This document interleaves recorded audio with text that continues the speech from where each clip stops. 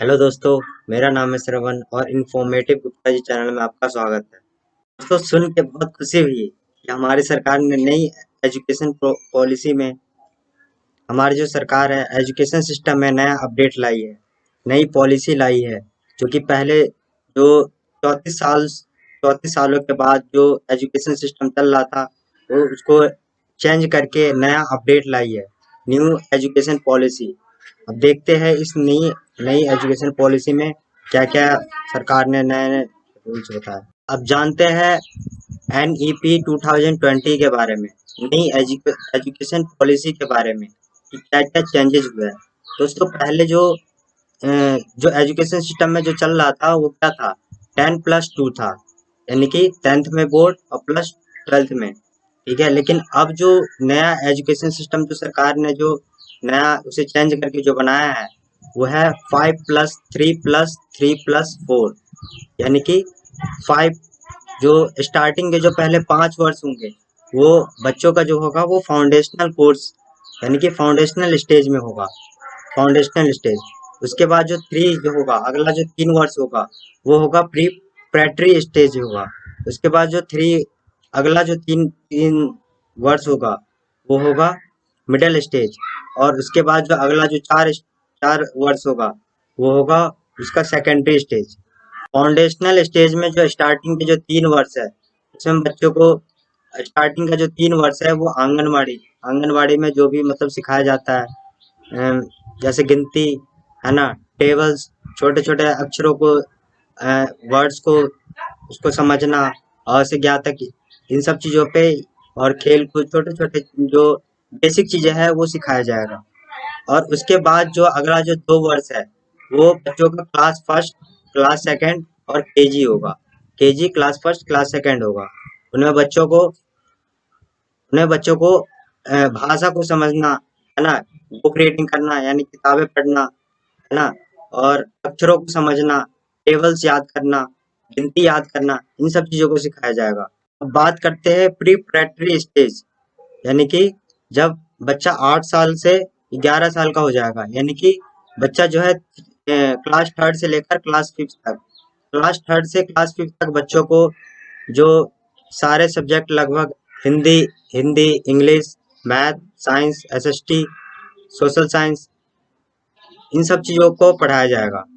सरकार ने ये भी छूट दिया है कि पहले 5 क्लास तक, यानी कि क्लास फर्स्ट से लेकर क्लास फिफ्थ तक जो बच्चे हैं, कोई भी स्कूल, बच्चे जिस भी स्कूल में, जिस भी स्टेट के स्कूल में पढ़ते हैं वो वहाँ के रीजनल लैंग्वेज में भी पढ़ सकते हैं। ये कोई कंपलसरी नहीं रह गया कि बच्चों को इंग्लिश मीडियम में ही पढ़ाया जाएगा या हिंदी मीडियम में ही पढ़ाया जाएगा, ये कोई फिक्स नहीं है। अब इंग्लिश मीडियम का जो टैग है, ये कंपलसरी का जो टैग है वो हट चुका है। स्कूल वाले चाहे तो उसे रीजनल लैंग्वेज में भी पढ़ा सकते हैं, जैसे मराठी, गुजराती, बंगाली, है ना, किसी भी लैंग्वेज में पढ़ा सकते हैं। ये उनके पास एक ऑप्शनल हो जाएगा। मिडिल स्टेज में बच्चों का क्लास 6 से लेकर क्लास 8 तक, इन स्टेज में क्लास 6 से लेकर क्लास 8 तक के बच्चों को कोडिंग सिखाया जाएगा। इनकी इंटर्नशिप जो है, जो छोटे छोटे जो क्लास के बाद मतलब स्कूल जाने के बाद छोटे छोटे जो जो काम है ना, उनके लिए काम करने के लिए भी उनको स्कूल वाले इंटर्नशिप देंगे, है ना। बेसिक कंसेप्ट पे फोकस किया जाएगा, प्रैक्टिकल नॉलेज पे फोकस किया जाएगा, और छोटे छोटे प्रोजेक्ट दिया जाएगा बच्चों को कि वो अपना स्किल डेवलपमेंट कर सके, अपना जो जो थिंकिंग है उस टाइम की, जो अपने दिमाग की जो थिंकिंग है वो और ज़्यादा इंक्रीज कर सके।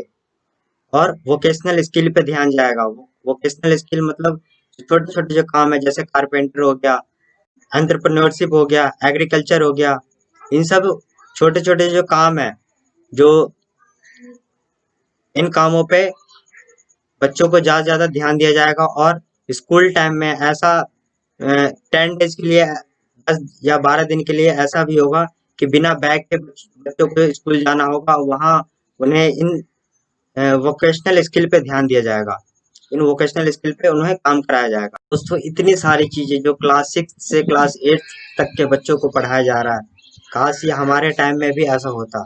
लेकिन अब जो नए आने वाले जो बच्चे हैं उनके लिए बहुत ही गुड न्यूज़ है कि उन्हें क्लास 6 में कोडिंग सिखाया जाएगा।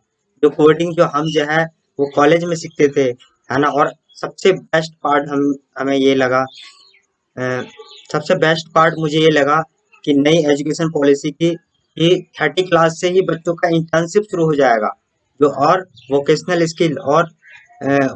स्किल पे ज़्यादा ध्यान दिया जाएगा, ताकि बच्चे जो है ज़्यादा से ज़्यादा स्किल को एक्वायर कर सके।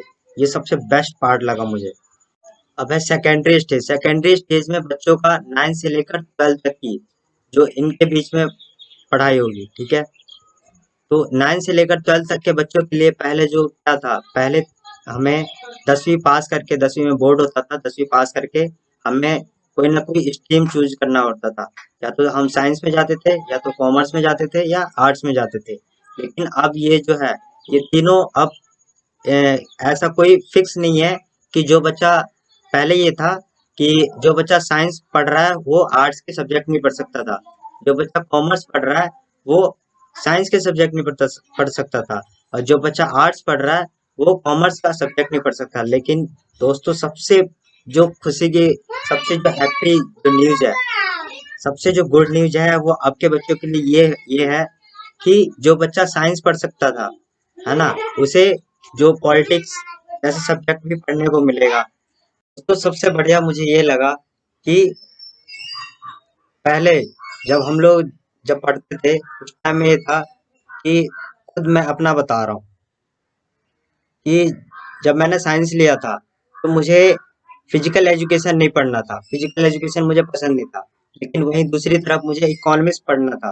लेकिन इकोनॉमिक्स जो है वो कॉमर्स का सब्जेक्ट था, और साइंस के सब्जेक्ट मैं पढ़ नहीं सकता था साइंस वाले में। तो मुझे जबरदस्ती फिजिकल एजुकेशन पढ़ना पड़ा, और इकोनॉमिक्स मैं उस टाइम मैं नहीं पढ़ पाया किसी वजह से। अब जो नई एजुकेशन पॉलिसी के तहत क्या होगा कि जो बच्चे फिजिक्स पढ़ रहे हैं वो इकोनॉमिक्स भी पढ़ सकते हैं, जो बच्चे केमिस्ट्री मैथ पढ़ रहे हैं वो पॉलिटिकल साइंस भी पढ़ सकते हैं।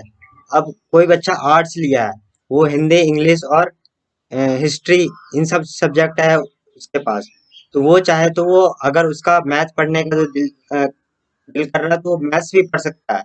जो कॉमर्स, अकाउंट, बिजनेस ये पढ़ रहे हैं, अगर उसे बिजनेस पढ़ने का, अगर उसे फिजिक्स पढ़ने का दिल कर रहा है तो वो फिजिक्स भी पढ़ सकता है। कोई इसमें सेपरेशन नहीं है कि अगर तुम साइंस लिए हो तो कॉमर्स के सब्जेक्ट नहीं पढ़ सकते हो। ऐसा अब ये सब हटा दिया गया है। दूसरी जो सबसे बेस्ट चीज मुझे ये लगी कि ये 9 से लेकर 12th क्लास तक के जो सिलेबस है उसको कम कर दिया गया, पहले के मुकाबले कम कर दिया गया है, जो कि बहुत ही बच्चों के लिए बहुत ही खुशी की बात है।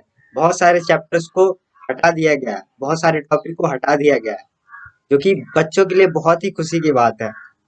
और एग्जाम जो है इनमें जो होगा 9 से लेकर 10 तक, जो एग्जाम होगा वो सेमेस्टर बेस पे होगा। और एग्जाम जो होगा वो ऑब्जेक्टिव और डिस्क्रिप्टिव दोनों टाइप के एग्जाम होंगे। और सबसे बेस्ट पार्ट और मुझे लगा इनमें कि रट्टाफिकेशन खत्म कर दिया गया है, कि जो बच्चे जो है, मतलब जो हमें पढ़ाया गया है उसी को रट के और एग्जाम में लिख के आ जाते थे। रट्टाफिकेशन पूरी टोटली खत्म कर दिया गया है, और टोटल जो क्वेश्चन जो होगा वो एप्लीकेशन बेस्ड पे होगा, जिससे बच्चों का जो है वो मेंटल ग्रोथ हो जाएगा, मेंटल ग्रोथ हो सकेगा। एप्लीकेशन जितने भी, अब जैसे बच्चों को जो है वो फिजिक्स तो पढ़ लिए लेकिन उसे मोटर बनाना नहीं आता, है ना। उसे एक किसी फिजिक्स से रिलेटेड कोई चीजें उसे, या फैन ठीक करना नहीं आता, या लाइट ठीक करना नहीं आता, है ना। तो जो टोटली जो क्वेश्चन होगा वो एप्लीकेशन बेस्ड पे होगा, जो तुमने पढ़ा है। इससे ये होगा कि बच्चों का जो है, मतलब टोटली जो उसकी जो उन्होंने पढ़ा है, तो मेंटल उसकी जितनी भी है वो एप्लीकेशन बेस्ड पे टेस्ट लिया जाएगा। और बच्चों का जो रिपोर्ट कार्ड है वो 360 असेसमेंट बेस्ड पे होगा। मतलब रिपोर्ट कार्ड में पहले जो मार्क्स जो देते थे वो बस टीचर्स और क्लास टीचर और सब्जेक्ट टीचर्स ही देते थे, ठीक है। लेकिन अब जो नई एजुकेशन पॉलिसी में ये होगा कि जो बच्चों के रिपोर्ट कार्ड में जो जो मार्क्स देंगे वो बच्चे भी मार्क्स देंगे, अपने खुद के जो मार्क्स है वो बच्चे भी अपने देंगे, और उसके क्लासमेट्स भी देंगे, उसके जो साथ जो पढ़ते हैं जो बच्चे वो भी देंगे, और प्लस प्लस सब्जेक्ट टीचर है वो भी उस बच्चों के जो रिपोर्ट कार्ड है उसमें उसमें मार्क्स देंगे। दोस्तों देखते हैं कि सरकार जो है इन पॉलिसीज पे कितना इम्प्लीमेंट करती है, कितना इस चीज पे कितना उसको इम्प्रूव करती है। ये बस पेन और ये बस पेपरों में ही बस पॉलिसी रह जाएगी या इसमें कुछ इम्प्लीमेंट भी होता है, कितना इस पे फोकस किया जाएगा। क्या रियल में टीचर्स जो है स्टूडेंट के जो स्किल पे इम्प्रूव इम्प्रूव करने की ऊपर काम किया जाएगा, फॉर्मेलिटी के लिए बस ये सब रहेगा। देखते हैं क्या इसमें इम्प्रूव रियल में इम्प्रूव होता है या नहीं। नई एजुकेशन पॉलिसी में कितना एग्जीक्यूशन होता है, कितना इस पे काम किया जाएगा, अब ये देखते हैं हम। तो दोस्तों कैसा लगा ये नई एजुकेशन पॉलिसी, आप मुझे कमेंट करके जरूर बताना कि आपको ये एजुकेशन सिस्टम नई एजुकेशन पॉलिसी वो कैसा लगा। और वीडियो पसंद आया तो इसको लाइक करना, कमेंट करना। और अगर आपके इंफॉर्मेशन के लिए कुछ अच्छा अच्छा इंफॉर्मेशन मिला हो इस वीडियो से, तो ये वीडियो आप दूसरों को भी, अपने फ्रेंड्स को भी शेयर करना। Thank you so much.